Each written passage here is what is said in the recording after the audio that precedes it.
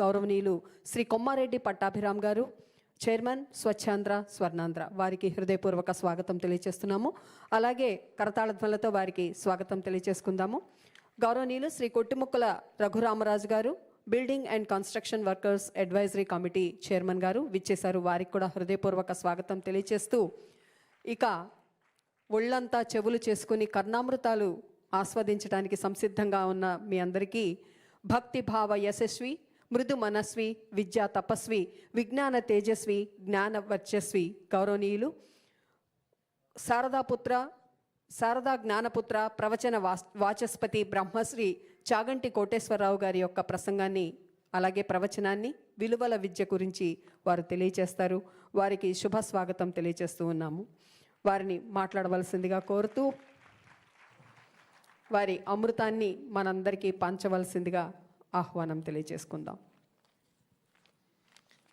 శ్రీ గురుభ్యో నమః. సభాయే నమః. వేదిక మీద ఉన్న పెద్దలందరికీ, అట్లాగే సభలో ఆసీనులైన పెద్దలకి నా హృదయపూర్వక నమస్కారాలు.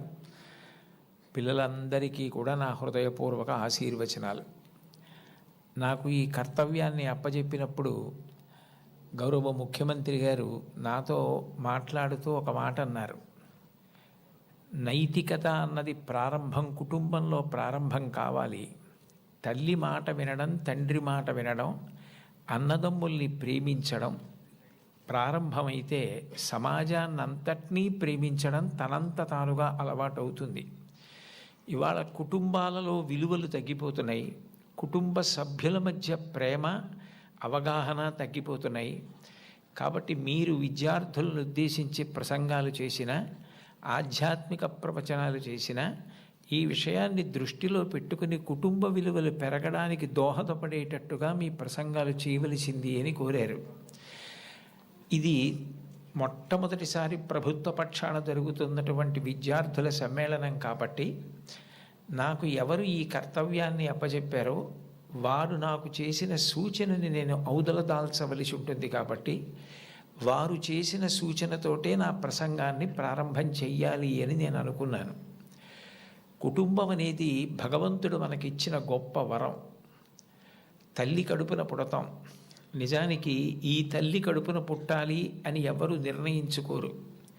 అమ్మ కడుపులో కటిక చీకట్లో తల కిందకి కాళ్ళు పైకి పెట్టి 9 నెలలు పెరిగిన తరువాత తాను విసర్జించిన మలమూత్రములలోంచి పుట్టినటువంటి క్రిమికీటకములే కోమలమైన తన శరీరాన్ని కొరుకుతుంటే బాధపడలేక చిట్ట చివరికి ప్రసవమై తల్లి కడుపులోంచి బయటికి వచ్చినటువంటి శిశువు ఒక్కసారి 6 అడుగుల ఎత్తు ఉన్నటువంటి పెద్ద పెద్ద ఆకారాలు, దీపాలు, కాంతి, దానికి తోడు మాటలు ఇవన్నీ వినపడి శరీరావయవములు పనిచేయడం ఆగిపోయి మూత్రపిండాలు, గుండె మొదలైనటువంటివి కూడా ఆగిపోయే పరిస్థితి ఏర్పడితే అప్పుడు అమ్మ తొలి దైవమై ఆమె యొక్క స్థలము నుండి కోలోస్ట్రమ్ అనబడేటటువంటి పసుపు పచ్చటి ఎరుపు రంగులో ఉన్న ముద్ద, ఒక ద్రవం విడుదలవుతుంది.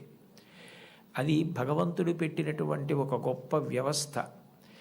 ఏమీ తెలియనటువంటి పసిపిల్లవాడు అంత భయానక స్థితిలో అటువంటి ఆకారాలు, వెలుతురు చూసి భీతిల్లిపోతే లోపల ఉన్నటువంటి మలం గడ్డ కట్టేసి నల్లగా అయిపోయి, బ్లాక్ స్టూల్ అంటారట దాన్ని, నల్లగా అయిపోయి ఆ మలాన్ని విసర్జించడం చేతకాక హృదయ స్పందన కూడా ఆగిపోయే స్థితి ఏర్పడితే అప్పుడు పిల్లవాడికి గొప్ప స్వాంతన కలిగి కే మొదలైనటువంటి విటమిన్లతో కూడుకుని మళ్ళీ లోపల ఉన్న ప్రధానమైన అవయవాలన్నీ పనిచేసి గడ్డ కట్టినటువంటి మలం బయటికి వెళ్ళిపోయేటట్టుగా చేయగలిగిన శక్తి కలిగిన కోలోస్ట్రమ్ అమ్మ యొక్క స్థనం నుంచి విడుదలవుతోంది.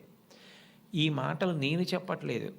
చాలా ప్రఖ్యాతమైనటువంటి ఒక గైనకాలజిస్ట్, ఒక డాక్టర్ గారు, రామాంజనేయులు గారని, వారు ఒక పుస్తకం రాశారు. ఆ పుస్తకం ఇంగ్లీష్లో ఉంది, మాతృదేవో భవ అని. ఆ పుస్తకంలో ఆయన వైద్యశాస్త్రాన్ని స్త్రీకి అన్వయం చేసి, అసలు స్త్రీ అన్న ప్రాణి లేకపోతే ఈ సృష్టి లేదు, ఒకవేళ సృష్టి జరిగినా నిలబడే అవకాశం లేదు. తండ్రి కోట్లకు పడగలెత్తినవాడు కావచ్చు, గొప్ప అధికారి కావచ్చు.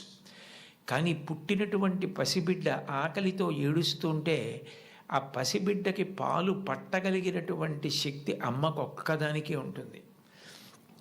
నేను ఈ బిడ్డని రక్షించుకోవాలి అన్న తాపత్రయం, ఆ తిరుగులేని ప్రేమ అమ్మకి మాత్రమే ఉంటుంది. అది కేవలం మనిషిలో కాదు. మీరు ఏ ప్రాణిని తీసుకోండి, కోడి గ్రద్దని చూస్తే హడిలిపోతుంది.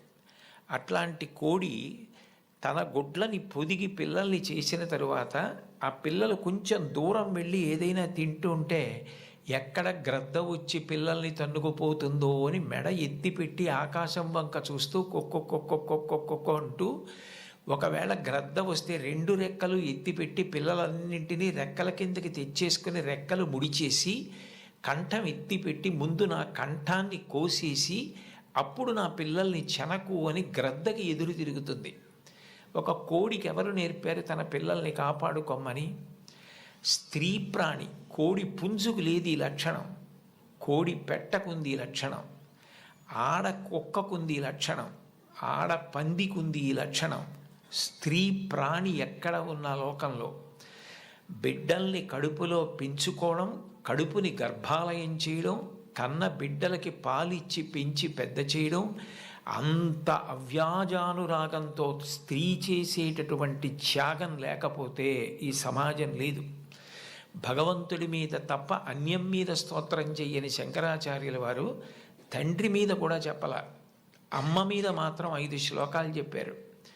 5 శ్లోకాల్లో ఒక శ్లోకంలో అంటారు, ఆస్తాం తావదీయం ప్రసూతి సమయే దుర్వార శూలవ్యధ నైరుచ్యం తనుశోషణం మలమయీ శయ్యాచ సంవత్సరి ఏకస్యాపి నగర్భభారణ భరక్లేశస్య యస్య క్షమః దాతుం నిష్కృతి ఉన్నతోపి తనయత్తస్యై జనన్యై నమః అంటారు.